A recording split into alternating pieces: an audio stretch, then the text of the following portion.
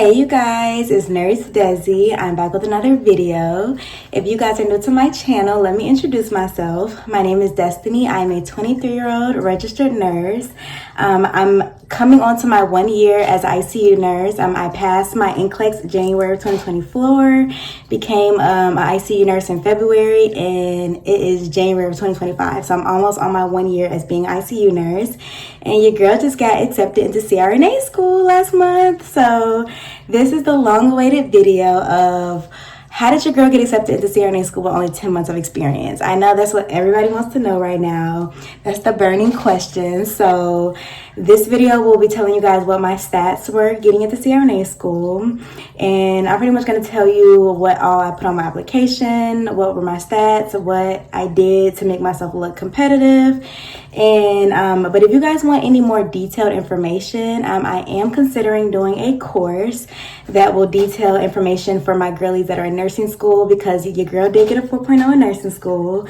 So I will be considering making a course of how I got a 4.0 in nursing school, how I study, how I do my notes, also how I got a job in ICU straight out of nursing school, what were some things that I did within my 10 months of ICU experience that just made me look competitive to the CRNA board, how the interview process goes, application process goes, and just detailed information. I'm thinking about doing a course. So if you guys would like that, then put some questions down below or some things that you would like me to implement in the course.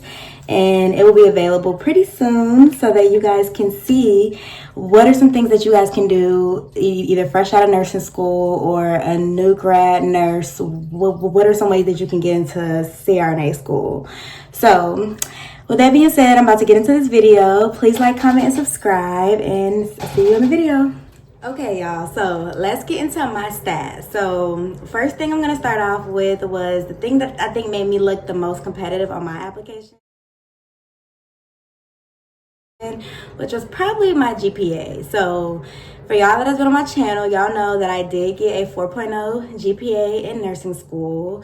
So I believe that that did get me in the door for at least an application, because if you're interested in applying to a CRNA school, you know that it is a very rigorous program, and they do want people that are going to be able to pass the exams, pass clinical, and be successful in the program.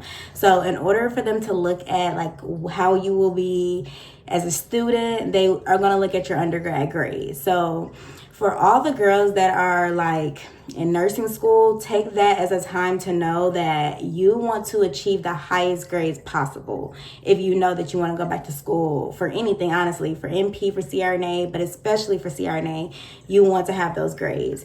And if you are already out of school and you did not achieve the highest grades, it is still not too late. Don't let that try to deter you from applying, but just know that your journey may look a little different. You may have to take a couple extra classes to show the board that I have went back and I went to improve my grades. I now have gotten an A in my sciences like anatomy and chemistry, and just all those very important classes that they want you to have. They want to see that you were able to be in a program that was very hard and be able to achieve the highest grades possible. So the fact that I did have a high GPA, I think it helped overcompensate for the fact that I did have a low amount of experience. So that was my first stat, is a 4.0 GPA. So next thing that I will go into is my experience. So I did tell you guys I did graduate from nursing school in 2023 December. I passed my NCLEX in January of 2024, and I started working in the MS ICU in February of 2024. So I was able to get directly into ICU because I did work on my unit as a patient care tech. So I do highly advise that if you are in nursing school and you know you want to go straight in ICU, the easiest way to just slide your way straight into the ICU would probably be to be a nurse extern or patient care tech in the ICU already, because some people try to make it seem like it's very easy to get jobs in specialties out of nursing school, but it depends. Some areas have very high influx of people applying, and sometimes they would rather take people with experience than to take a new grad. So you want to make sure that you are at a a hospital that does do like onboarding for new grads in the ICU that will give you a good amount of training, because my ICU did give me a 16-week orientation. So I did start in February. I was on orientation until June, and I got off orientation in June of 2024. And by the time that I applied into my program, I applied in October and I received an interview in December. So by the time that I interviewed, I only had 5 months of experience off of orientation. So it just shows that if the interview board likes you, they will let you in, even if they know that you don't have that much experience. And throughout the interview, I was talking to the interview board who was interviewing me about ways that I would see that, like the ways that I see that being a new grad will make me a competitive applicant, and how I believe that I can add to the program, being a new grad. So if you do apply with a small amount of experience, just know that they probably will ask you that in the interview about how you will be an asset to this program. And just know that, just because you're a new grad does not mean that you are incompetent, and it doesn't mean that you are not capable of being successful in those programs. Because I was speaking with students that was currently in the school that I'm going to, and the students told me that it doesn't matter if you have a 1 year of experience or 10 years of experience. You're still learning the same information, and you're still going to have to start off at a clean slate, because being an ICU nurse and being a CRNA are two different professions. So the focus is different. There's a lot of different things that we're learning. So it doesn't mean that you'll be any better because you have more experience. So don't let anybody make you feel that way. And if you are a nurse on the ICU that is thinking about applying, do not tell anyone on your unit, and I mean anyone, I don't care if it's your best friend, don't tell anyone on that unit that you are applying, because a lot of people hate the fact that they see new grads, especially young, pretty, Black new grads, coming in the ICU and going back to school. People hate it. So, and I'm going to tell you that from firsthand, because I did. Now, I'm so grateful that I did get so much love and congratulations from people that I work with, because even the people that know me know that I earned everything that I worked for. I worked so hard in nursing school to get a 4.0 while still working full-time night shift in the ICU as a PCT. And then I graduated. I worked my butt off on orientation so that I can try to soak up and learn as much as possible. And when I got off orientation, I got the sickest patients on the unit, and I took great care of those patients. And that's why I gained a reputation of being a good nurse, even though I'm young and I have such a small amount of experience. So no one on my unit could say like, oh, she is not even a good nurse. How is she going back to school? Like, nobody could say that about me. So that is very important when it comes to getting into school, is to make sure that you don't tell anyone your goals. Make sure that you just work really hard, and that goes into my next thing. So my next thing that got me in is,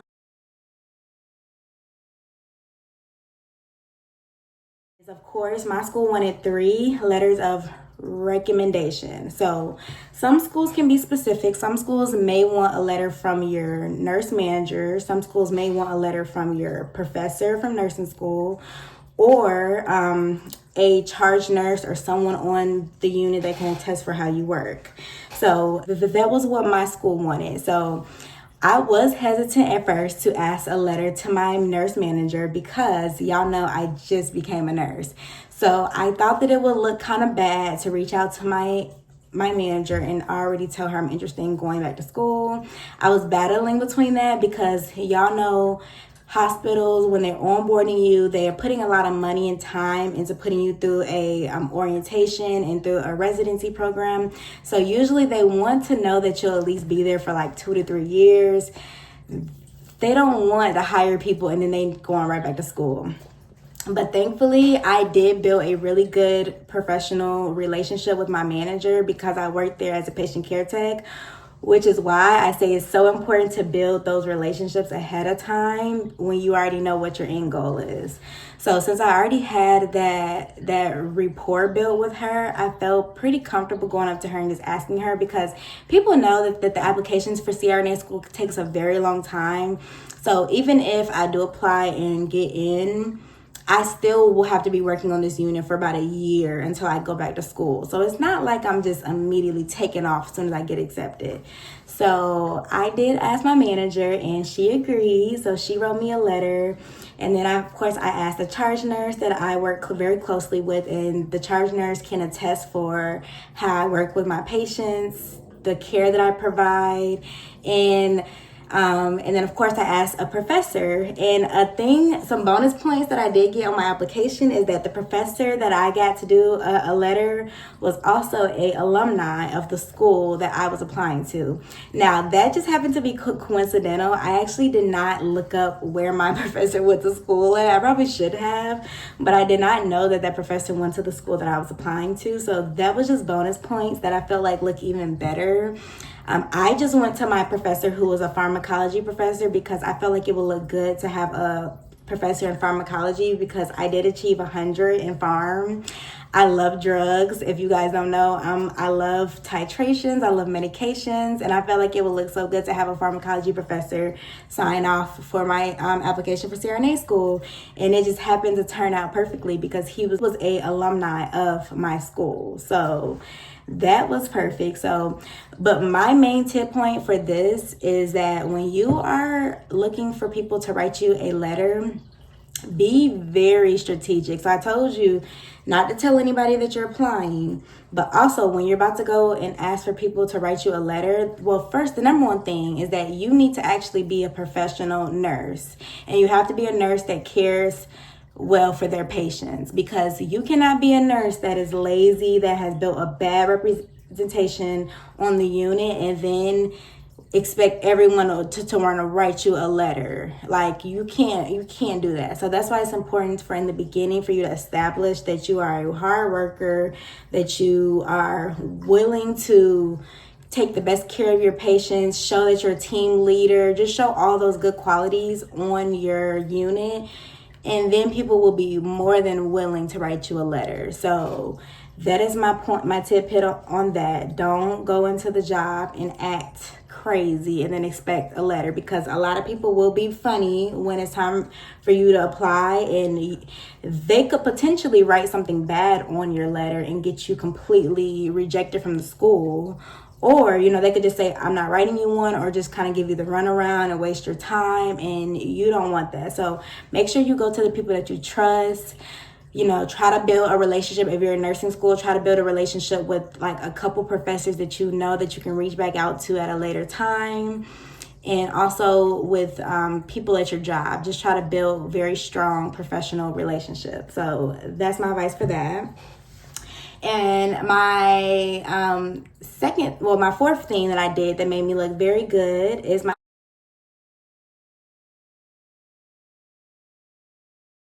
personal statement. So most schools do require a personal statement. Some of them are long essays, some of them are just like a paragraph. My school did not specify how long they wanted it to be, but it was a very broad prompt. And since it was so broad, I took it as a point to write as much detail as I could about myself. So y'all, when I tell you my personal statement got personal, I told my whole story, my whole life story.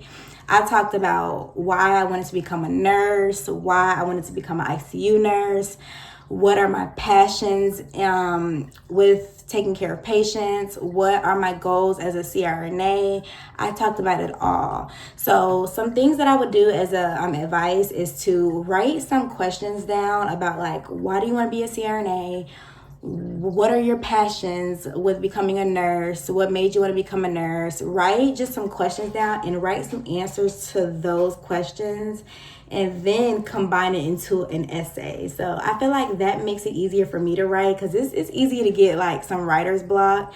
But when I have questions that I can kind of organize and then put it into an essay format, it makes it easier for me. But it's really hard to figure out what to write at first. So that's why I say start as early as you can when you're applying into school. Try to start as early as you can to write your personal statement, because that is one of the biggest things that can get you an interview is that if they get a personal statement that is really touching to them and they really want to learn more about you, they will give you an interview, despite if your GPA is not the best or if you don't have the most experience. They may still take that as an invitation to just be like, let's hear her out. Her personal statement was very well. Let's see how she'll be in person. And I know that this is important because in my interview, they wanted us to write an essay, and then they also talked about in my interview that they read my personal statement and they were very drawn to it. So I know that they cared a lot about that. And pretty much the people that interviewed me already told me that I'm a very competitive candidate. They said that I had a great GPA, I'm well spoken, I write very well. They pretty much told me that the only downfall in my application was my experience. So the fact that everything else looked so good on my application, they were willing to overlook the fact that I only had 10 months of experience. So that's why I say, if you know that you have something on your application that may be a downfall, you can still apply, but just try to overcompensate in other areas. So like for me, when I applied to my school, I had a short period of time because I was going back and forth between on if I wanted to apply that term or if I wanted to wait the next year. But something just told me to just apply. So I only had like a month to prepare my application. So there were some things that I wanted to put on my application that I just didn't have enough time to do. Like I didn't have enough time to get my CCRN. However, the CCRN is not required for my particular school. So that's why I tell people to make sure that you are looking at the requirements of your school, because some schools still want the GRE, and my school particularly, they do want the GRE, but they said if your GPA is higher than a 3.6, then you can get exempted out of the GRE. So I did get exempted out of taking my GRE, but if you do got to take the GRE, then of course you have to give yourself time to study for that. If the school wants your CCRN, you have to give yourself time to take that. If they want other things, then you just have to be prepared. So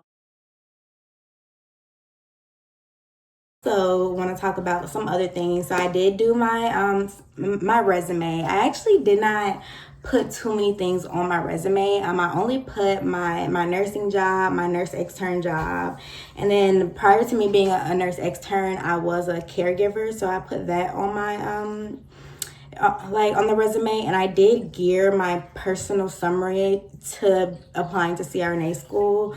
So I wrote a pretty good personal summary on my resume. And then, of course, I did shadow experience.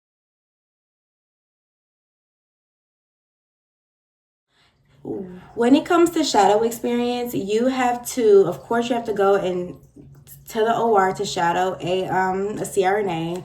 Now, it's not like a certain number. Now, some schools want certain hours. Some schools could want above 8 hours of shadow experience. Some schools may want more than that. So it's up to the school.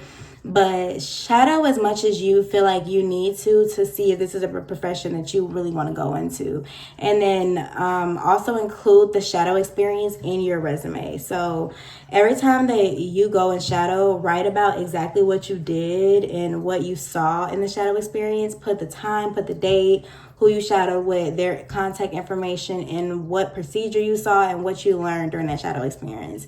Because that could be a question that they ask you in an interview, and if you have it written all out, you'll be able to talk about it very easily. So I did have a great experience when I shadowed, so I felt like it solidified that I want to go into that field.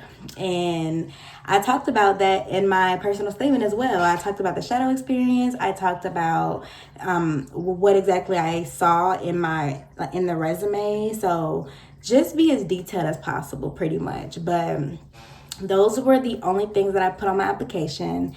I did not have any certifications, even though I'm still planning on getting them. I did not have any committee experience. I did not have charge nurse experience. I didn't have preceptor experience. I didn't have any of that. I just brought myself in. The journey may be very different. Everyone is not going to get into CRNA school with 10 months of experience. I know some people say that I got lucky, but I did not get lucky. I earned it, and I am just a very blessed girl. And I'm thankful to God that I got this opportunity to pursue the career of my dreams. So I will take this opportunity to spread as much knowledge as I can, and I want everyone to be successful. So I told you guys that I will definitely be doing a course. I would do it, and if you guys have any specific questions that you want me to talk about, y'all know, y'all can leave a comment down below.